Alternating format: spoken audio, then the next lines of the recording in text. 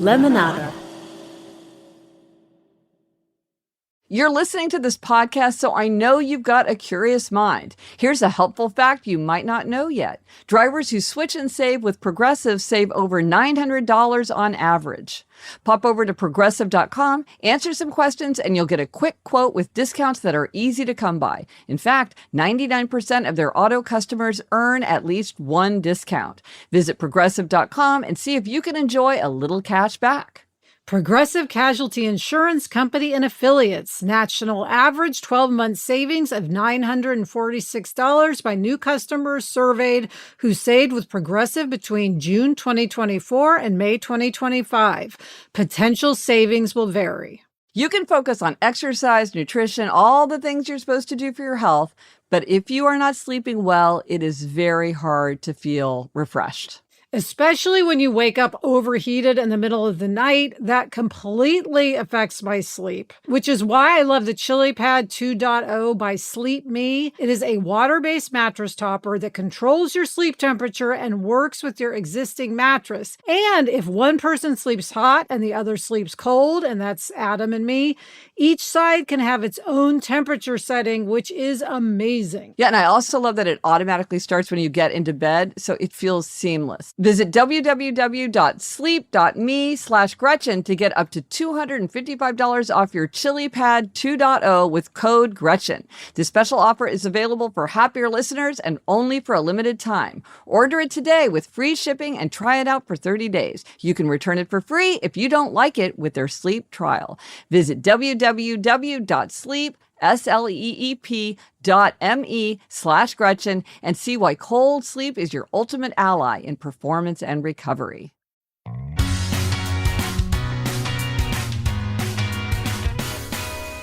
Hello and welcome to Happier, a podcast where we talk about ways to make our lives happier. This week we'll talk about how you can fight perfectionism by embracing imperfection, and we will discuss a reminder about a simple action that can have enormous consequences for our health and happiness. I'm Gretchen Rubin. I'm a writer who studies happiness, good habits, and human nature.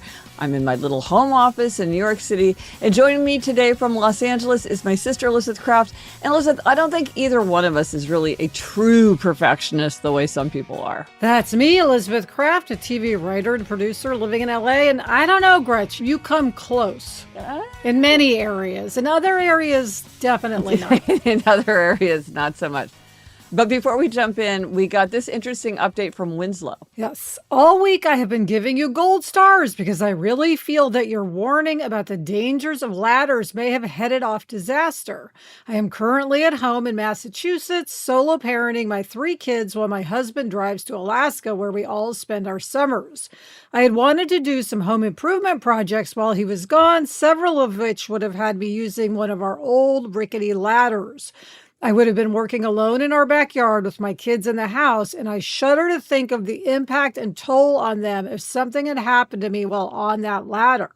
Just as you said in the episode, I never gave the ladder a second thought in terms of risk.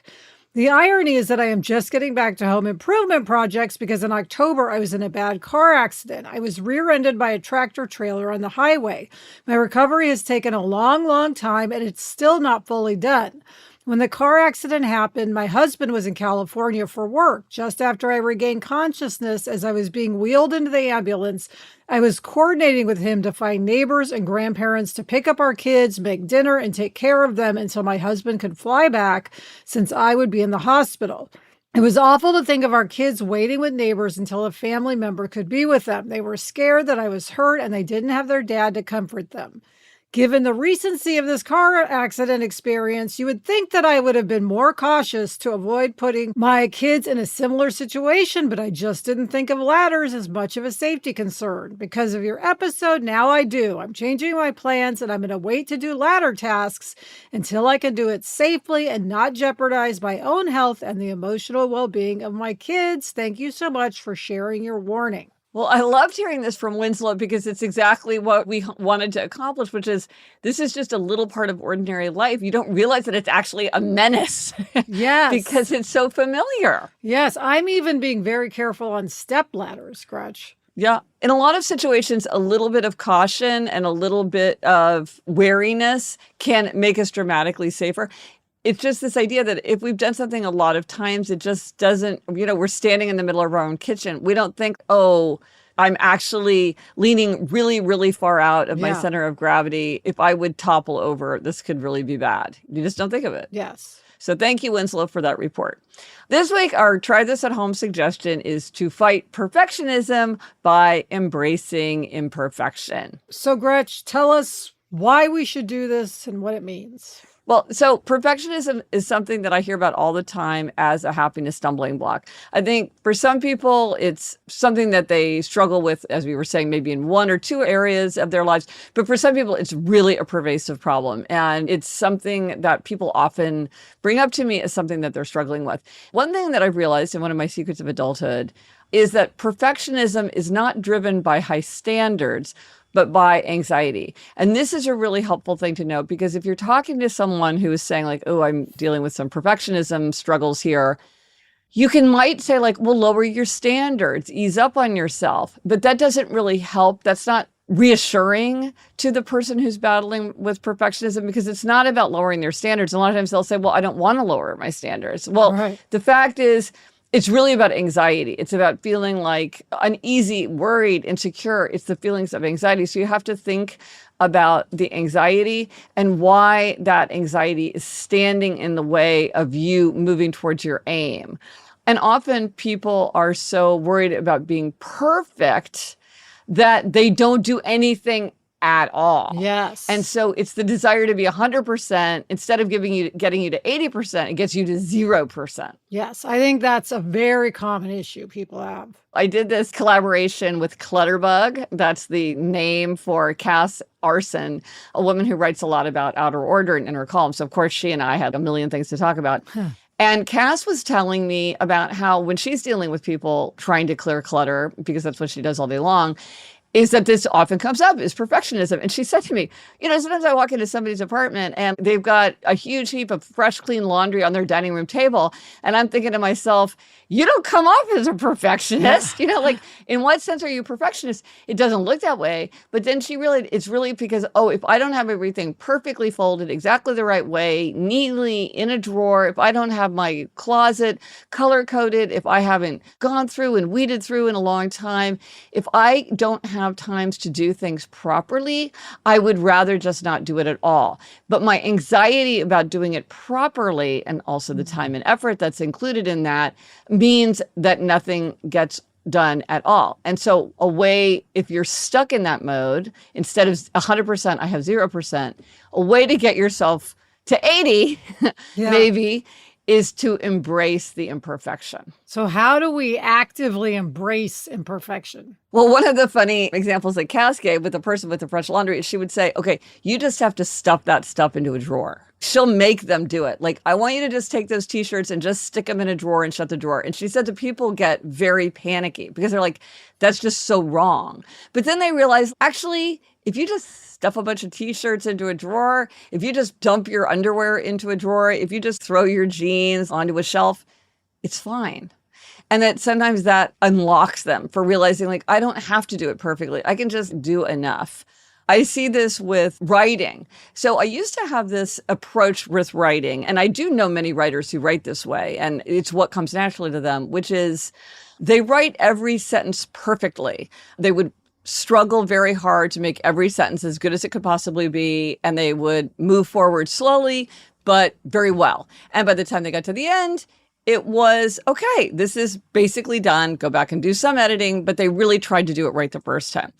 But when I tried to do that, I found that I would procrastinate. I would get frustrated. I would get stuck. For instance, I have a thing where I don't like to start a sentence with there is or there are. Mm-hmm. There are many reasons that a person might want to clear clutter. I wouldn't write that sentence in a book or anywhere. Right. But sometimes that's just what you're trying to express. And so now I think, okay, just write that sentence so I can move forward. And then I'll go back later and fix it so that I can just keep moving. Because what I found for me, at least, is that when I was trying to do it perfectly as I went, I would get stalled out. I would get frustrated because I couldn't figure out how to solve a problem.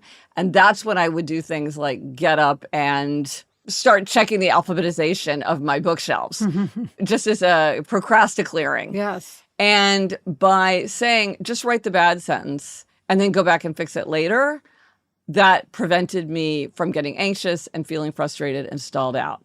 How about you, Elizabeth? Is there a way this comes up for you? Well, I do think writing is an ultimate example of this because, in TV writing, we say write the bad draft. And that is exactly what you're saying. It's just get through something. So then you're rewriting. Yes. But it is the anxiety of a blank page, as we say. Yeah. Once you have something written, your anxiety just naturally dissipates because you're not starting from scratch. Right. It is hard to do, to just keep going. Yeah. But it makes a huge difference. So I think more and more, the more experienced I am in writing, the more I try to embrace imperfection. You'd think it would be the opposite. Yes. But actually, the more experienced you are, the more you embrace the imperfection. Right. I'm reminded of you and your 100 Orange Theories in a year, Elizabeth, and something that you said to me, which was, because I said, are you getting stressed out about the fact of actually reaching the 100? And you said, well, the thing is, even if I don't reach 100, I'm still going to get a lot closer to 100 than if I weren't trying to get to 100. Yes. And I think that's a good example where maybe you don't achieve the total goal. And the question isn't that, okay, it's the total goal or I am a failure. I have to be perfect or my effort is worthless. It's the idea that I can aim toward a goal. I can sincerely strive to achieve 100% of that goal. But that doesn't mean that partial accomplishment isn't also extraordinarily valuable. Because the fact is, in terms of your health and happiness, whatever, 88 versus 100, 76 versus 100. I mean, right. It's a fun thing to have an arbitrary goal, but it doesn't help us to get overly fixated on the perfect accomplishment of it. Yes. Well, and I keep thinking, there's so many phrases to help people remember this because this is such a happiness stumbling block. So here's some of my favorites. Done is better than perfect. Don't let the perfect be the enemy of the good. That's Voltaire. Don't get it perfect, get it going. One of my favorites is anything worth doing is worth doing badly. If it's worth doing laundry and putting it away, it's worth doing that badly. It's worth working on my draft, even if I'm writing a bad draft. So this is something that comes up all the time. Yes. And I do think it's more of an issue for some people than others, don't you? Yes. There are people who are just wired to want everything to be perfect. Yeah. Those people can be stressful to be around. They can cause anxiety in others because they sort of emanate this need for perfection, and that is hard to be around. Yes. Although it can come in handy when you need a project done. Yes. We can all benefit from their perfectionism. But I do think actively embracing imperfection, like you're saying, could be very helpful. Rather than just, as you said, lower the bar. No, actively embrace imperfection, because then you're doing something. Yes. So since you're doing it in a proactive way, it feels like part of the perfectionism is to embrace imperfection. Well, and the problem with lowering the standards is then you get into an argument about whether it's right to lower your standards. And what I've found is that often people will say, but I don't want to lower my standards. It's part of my value is to have this high standard. I seek to have this standard. So then you just go round and round on, well, is your standard the right standard or should there be a different standard? Right. Instead, as you say, if you're actively choosing to do something, it doesn't feel like you're abandoning a standard. It's just like, okay, I choose to imperfectly work toward that standard and accept that there's benefits to that, even if I don't reach the standard that is really the standard that I have in mind. But let us know how you do try this at home and how fighting perfectionism by embracing imperfection works for you.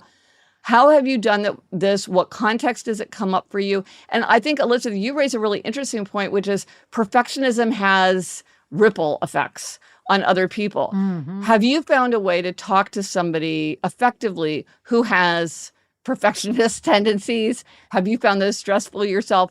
Are you inspired by that? Because I think sometimes people who are perfectionists inspire others to have higher standards.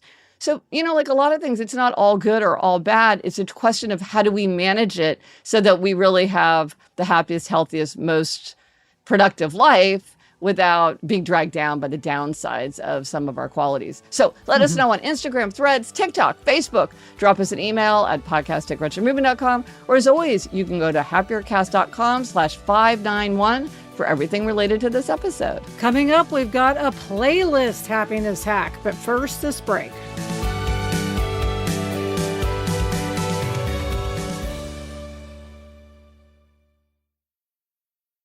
This episode is sponsored by BetterHelp. Summer always sounds relaxing in theory, but in reality, it can also feel like a lot. Travel, schedule changes, trying to make the most of everything while also not getting overwhelmed by it all. You know, there can be real pressure to feel like you're having the perfect summer. And sometimes taking care of yourself means not saying yes to every plan or trying to do everything. It's figuring out what actually makes the season feel enjoyable instead of exhausting. Therapy can help with that, understanding your needs, setting boundaries, and building routines that work for you. BetterHelp has over 30,000 licensed therapists, and they match you based on a questionnaire so you can focus on your goals. And if the fit isn't right, you can switch therapists anytime. You don't have to say yes to everything this summer. Find support in therapy. Sign up and get 10% off at betterhelp.com/GretchenRubin. That's betterhelp.com/GretchenRubin. If you've ever stretched out a blowout for one more day, you know how tricky dry shampoo can be. Some leave a white cast, some feel gritty, and some just pile on fragrance. That's why I've been impressed with K18 Air Wash Dry Shampoo. It's the first biotech-powered dry shampoo, and it instantly helps eliminate odor while reducing oil and sweat. What stood out to me is how clean my hair felt afterward. No heavy buildup, no starchy texture. And it's so easy to work into your routine, especially after a workout or on those days when washing your hair just isn't happening. K18 uses patented odor bind technology to trap and eliminate odor-causing molecules, while translucent mineral microbeads absorb oil without leaving residue behind. Feel fresh instantly. Shop at Sephora or get 10% off your first purchase at K18hair.com with code HAPPIER. That's code HAPPIER at K18hair.com. Elizabeth, you know I'm always cold. I am absolutely a blanket person, and I immediately understood the obsession when I tried Lola blankets. The first thing I noticed was how unbelievably soft it is. It honestly feels different from every other blanket I own. I have one on the sofa right now, and it's become part of my nightly routine. I lie there, we turn on the TV to whatever show we're watching, and I pull the Lola blanket over me. It somehow makes the whole room feel more pulled together. There is a reason Lola has over 20,000 five-star reviews. For a limited time, our listeners can get 40% off select Lola Blankets products with code HAPPIER at checkout. Just head to lolablankets.com and use code HAPPIER to get 40% off your order. After you purchase, they'll ask where you heard about them. Please support our show and let them know we sent you. Wrap yourself in luxury with Lola Blankets. Again, that's lolablankets.com with code HAPPIER for 40% off select products. And now it's time for a happiness hack, and this excellent suggestion comes from listener Sue. Yes, she says, when I am in a particular mood or need to accomplish a specific task, I ask Spotify for a playlist to match. For example, spring cleaning, yard work, I just quit my job, packing for travel, pick-me-up songs, etc. It's fun to see what it comes back with, and I get to hear a lot of songs I haven't heard in a long time or are new to me.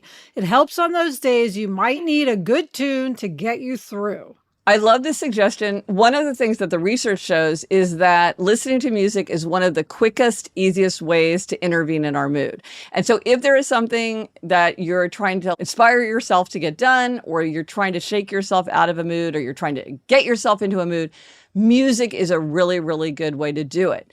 And I like the idea that she's also found a way to surface new music or to revisit music that she's forgotten. I am not such a music listener, but I know that for many people, this is a huge thing that adds to the happiness of their life. Listening to a song that they forgot that they loved, finding a new artist. This can be really fun. And I like this way of tying it to something that's happening in her own life. Sue ties it You could have it be part of your summer theme, for Design Your Summer. You could use music to help you do that. Yes, I can have a no worry playlist. Yes. Since I've been asking people for, phrases and ways to set aside worry, which is one of my themes for the summer. Yes. Gretchen, Sarah and I did something, again, inspired by a listener recently on Happier in Hollywood, my other podcast, where we picked theme songs for different projects. Ooh. So that's another way to use music to get you in a mindset for what's going on. Were you thinking if this was a TV show, we might incorporate this music into it? Or it's more, This is a song that invokes the mood that we're trying to get into as we're working? Yes, more this is the music that invokes the mood we want to be in, the mindset we want to have. Well, I've seen authors where they will put in the back the songs that they were listening to. I just read The Scorpio Races by Maggie Stiefvater, and she has in the back a list of songs that put her in the mood. I've seen many people, and I think that's really interesting. But Elizabeth, I'm also reminded of you and yacht rock, because you were it's my yacht rock summer. I remember when we were driving away from our reading retreat, the screen of your car had yacht rock on it. I guess you had that's an existing category, is it? Yes. So on satellite radio, there is a station called Yacht Rock. Yeah. So that's why I decided for that summer, just that every time I was in the car, I was going to put on the Yacht Rock station. Yeah. Well, the thing about Don't Worry, there's so many songs, listeners were saying it, where they're explicitly saying, don't worry. Yes. There's a whole world of Don't Worry songs. So, yes. Yeah, this is just really fun as a way to get in the mood and find new music. And I love this idea. Oh, one more thing I would say about picking the song for the projects. One of the things that the research shows is that if you have a ritual of work, it does help your brain lock in faster. Sometimes people do this with a scented candle. Yes. For me, I'm going to sit down in the first thing in the morning with my cup of coffee. That signals to the brain, oh, this is what we're doing now. Now we're on this task. It's just like having a bedtime ritual helps your brain understand, oh, okay, now it's time to move towards sleep. Having some kind of ritual can help you get more quickly into the mode of a project. So that there's actually really good data behind that. And it's fun. It's fun. Yes. Love this, Sue. Thank you. And now for fun with the five senses. And speaking of the five senses and hearing, because we were just talking about a playlist, one of the things I learned from Life in Five Senses is the importance of the senses for a happy, healthy life. And one simple, easy thing that you can do, and you probably know if maybe you should do this, is to get your hearing checked. Yes, it's interesting because kids get their hearing checked periodically through school. They have to, have it checked for their health form. Yeah. But adults almost never get their hearing checked. I haven't had my hearing checked in decades. Yes. Well, I was thinking about this because a couple of friends of mine have recently gotten hearing aids, and they're all really happy that they did it. So here are some signs to think about if you're wondering whether you should get your hearing checked. One is people sound like they're mumbling or speech sounds muffled. You often ask people to repeat themselves. I think that's the number one thing that I think makes people aware of it. You keep asking them to repeat, or you're asking to repeat.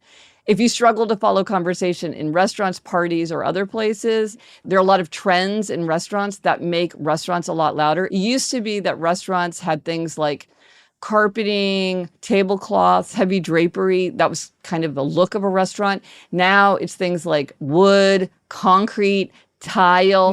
That makes sound bounce, bounce, bounce. A lot of times they have loud sound systems, loud music playing.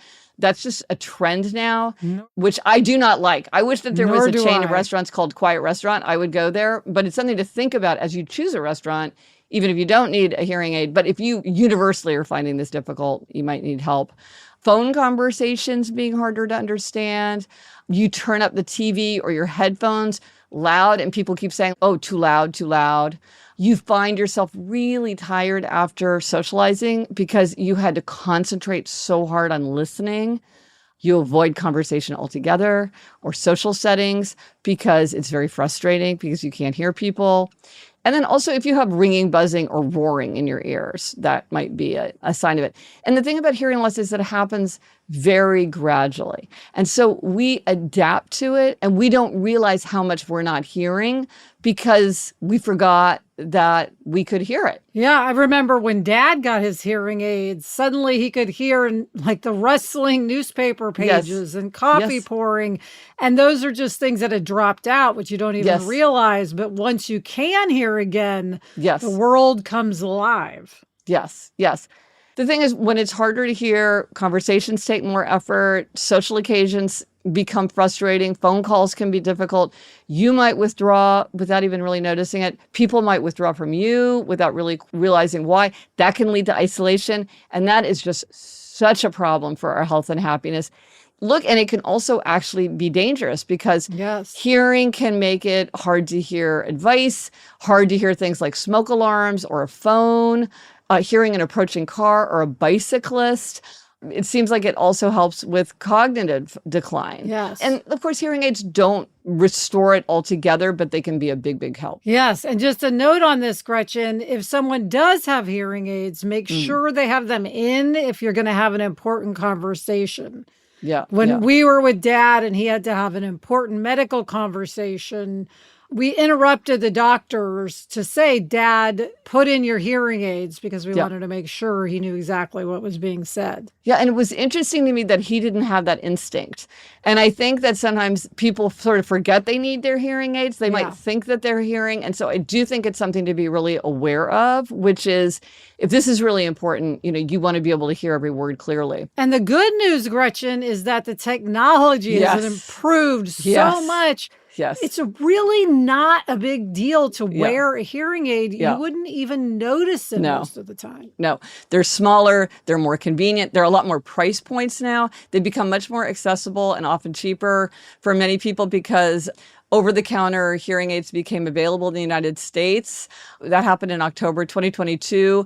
And so if you have mild to moderate hearing loss, you can just get these online or in stores. You don't need a prescription. You don't need a medical exam. You don't need an audiologist fitting. I mean, of course, you might want a more sophisticated evaluation and choice, but it's just good to know that if you haven't really been paying attention for like 30 years, all of this has come a long, long way.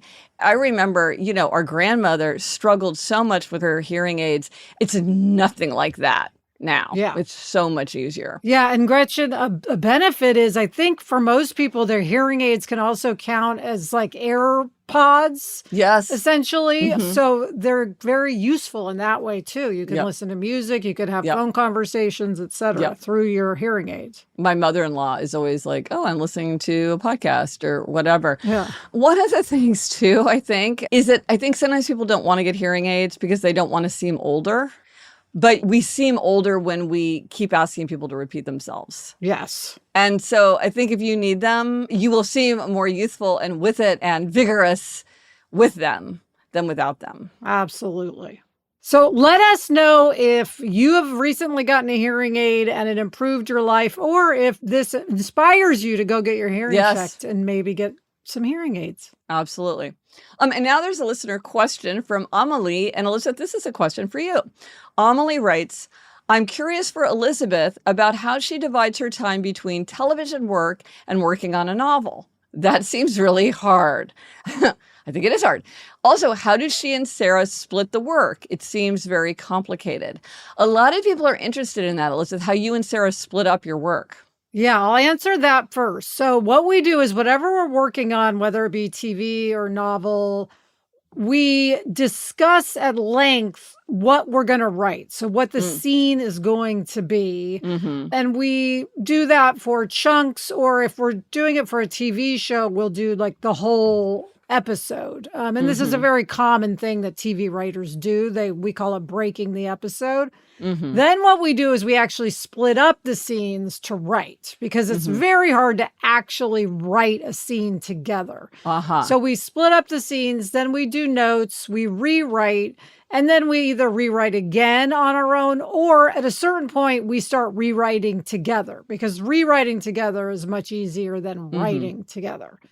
And so we do that for TV, and we are doing the same thing for the book. We know what the scene is, and then we're going to each write scenes. Okay, so here's my question.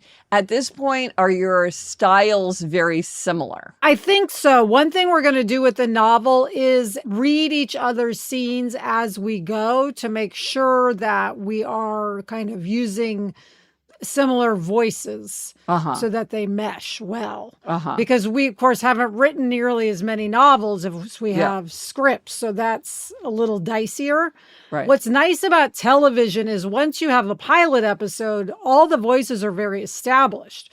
So anybody should be able to write. Yes. In a similar way. That's part of being a TV writer. So in TV, it's actually very easy. How we divide our time, I mean, that is one of the biggest questions we face, because we talk about urgent versus important. Yes. Writing our novel is important, but there's no urgency to it. Whereas many of our TV projects feel very urgent and like, oh, we have to do that this week, or we have a meeting on this tomorrow.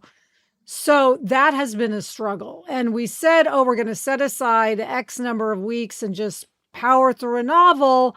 But the fact is, if somebody calls and says, hey, are you interested in doing X project? We don't have the wherewithal to sort of pass up something that we would be interested in. But we can't say, all right, we're interested. We'll get back to you in 3 months.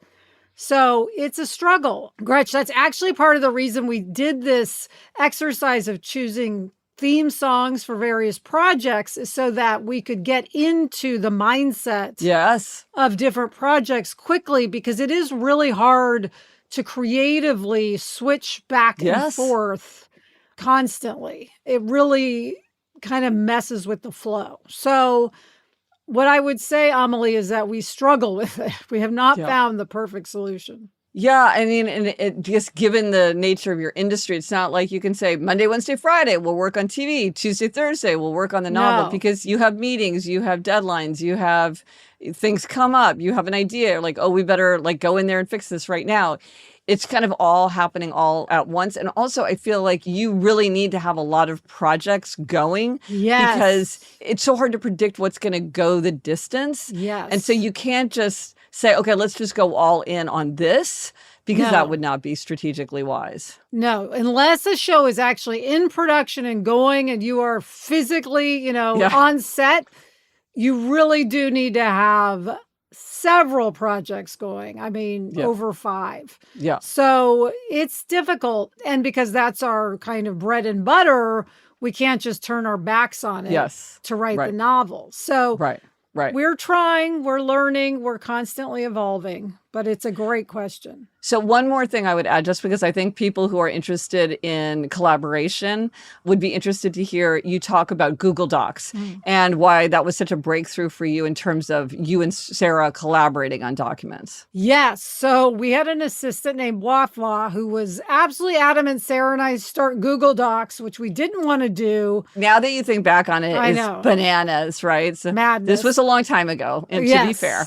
Yes. But anyway, she got us to use Google Docs, and Google Docs are designed so that multiple people can be using a document at the same time or not at the same time.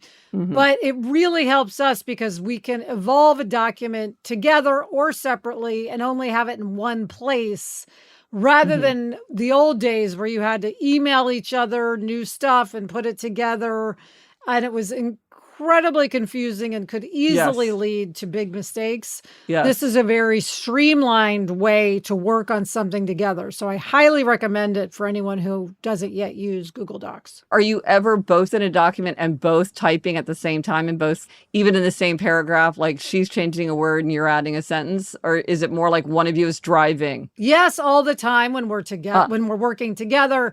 If we're working separately, if one of us sees the other is working in the document, we'll just find a different place to work and then put it in, because it's too unnerving to be writing a scene and have somebody elsewhere also writing. It feels then like a competition. Yes. But if we're working together, yes, we'll both be working Right. at the same time because we can see what the other is doing. So it's easy. Right. And then there's just one more question from Katie. And I think I mentioned offhandedly about the episode of Fantasy Island where the woman just wanted to rest. That came out of Sarah's experience as a new mother when all she wanted to do is sleep. And Katie asked, which is the Fantasy Island episode with the woman who wants to rest? I want to rewatch that, but a Google search did not help me. Do you remember which episode that was, Elizabeth? Yes, Gretchen, that was probably my favorite episode. It was in season 1, episode 6. It was called The Big 50OH. Oh, yes. And it was women celebrating their 50th birthdays. And one of the really fun things about that episode is that it featured women who had been in the cast of Melrose Place. Mm-hmm. So it was also sort of a Melrose Place reunion, and we had a couple of sly references to Melrose Place. So definitely recommend looking up that episode. Okay, Katie, go watch. Okay, coming up, Gretchen gives herself a packing demerit, but first this break.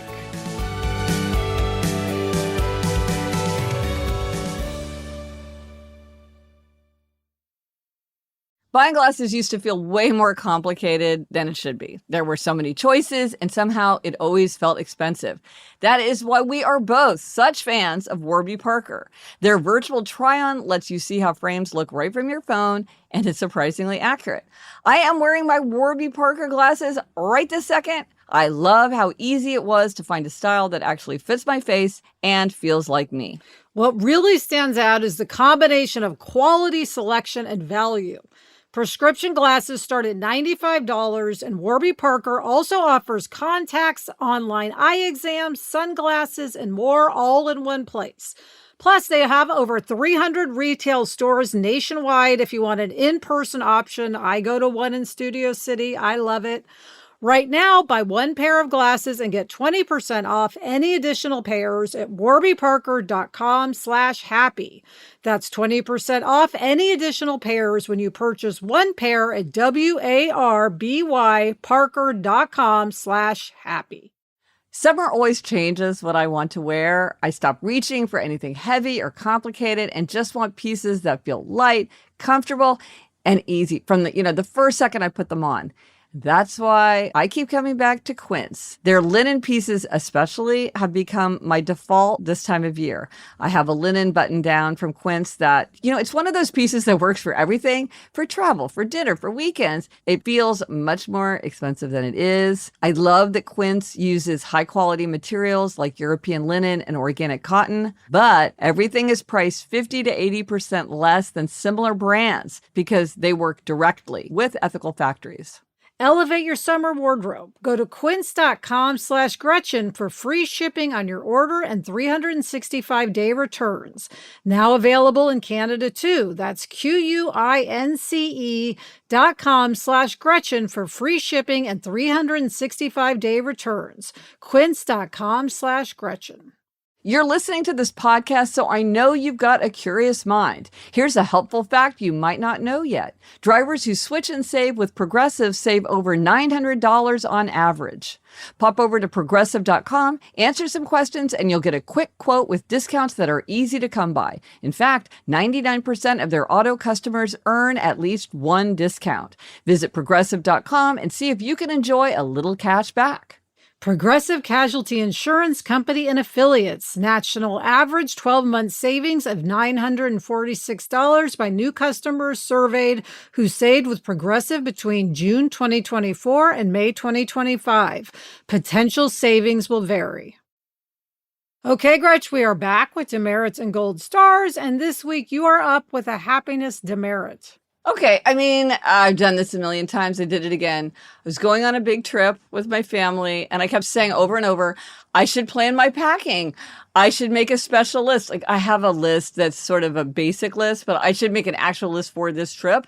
But I kept putting it off. Classic thing. It's so far away. I have so much time. Cut to, it's the day before, I'm running around. And of course, there was a sweatshirt, this green sweatshirt that was just the right weight. And I couldn't find it in time. Where it is, I do not know. I will find it eventually. But I didn't give myself any margin. Yeah. And I knew perfectly well. It's always start early, put things aside. One thing I have learned, though, about starting early, don't go ahead and pack everything, because then I end up unpacking everything to make sure, like, wait, did I remember to pack socks? I don't know, or not, whatever. But I could have started thinking through, how many nights is it? How many bottoms do I need? How many tops do I need? Having a rough view of, for this specific trip, not just bring a baseball cap, but what do I need for this trip?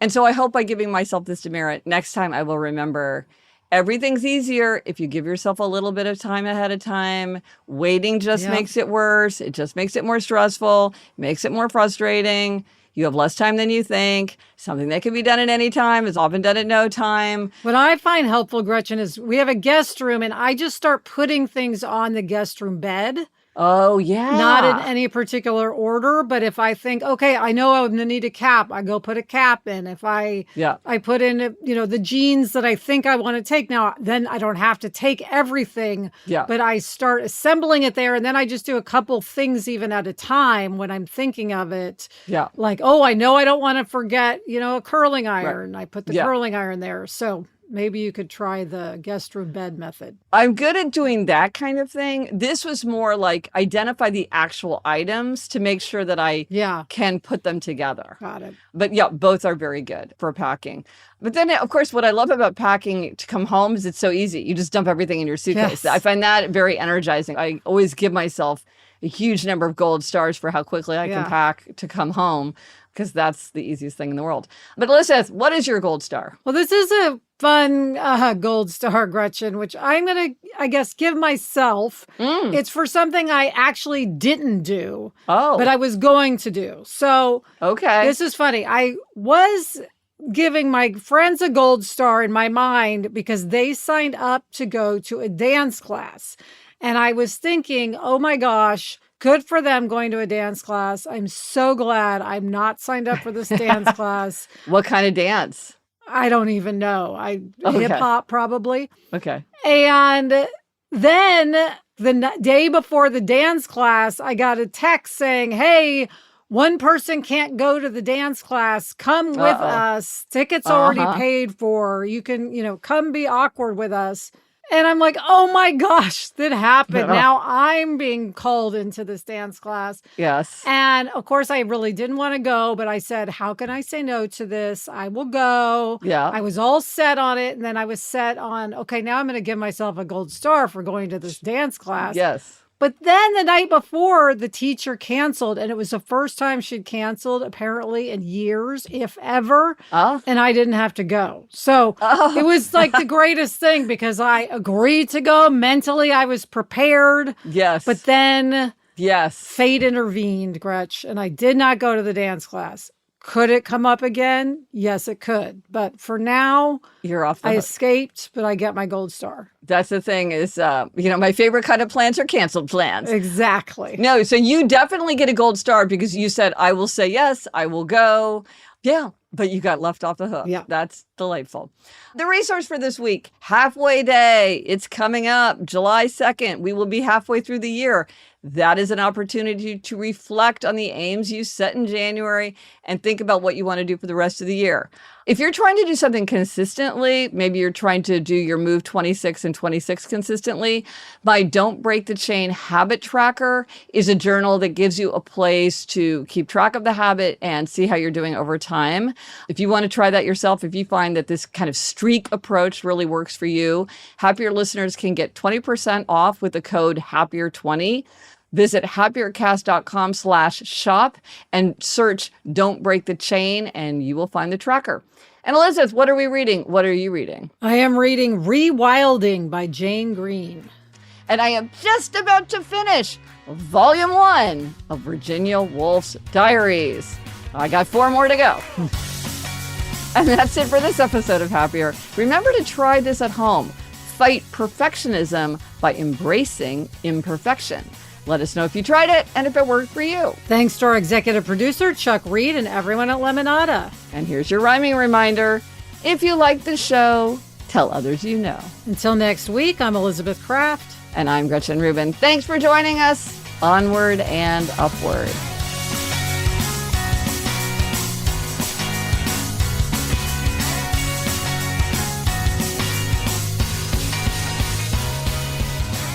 So, Gretchen, am I remembering that your summer is like summer of reading Virginia Woolf's diaries? Yes. Okay, Yes. so you are sticking with that and you are going to get through it fast, it seems. Well, we'll see, but I will get through it.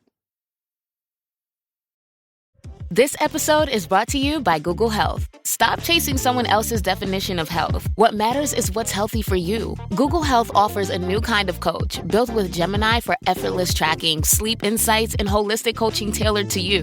Visit googlestore.com to learn more and start a new relationship with your health. Requires Google account, Google Health app, internet, and Google Health premium subscription. Features subject to change. Availability and results vary. Not intended for medical purposes. Works independently of Gemini apps. Check responses for accuracy.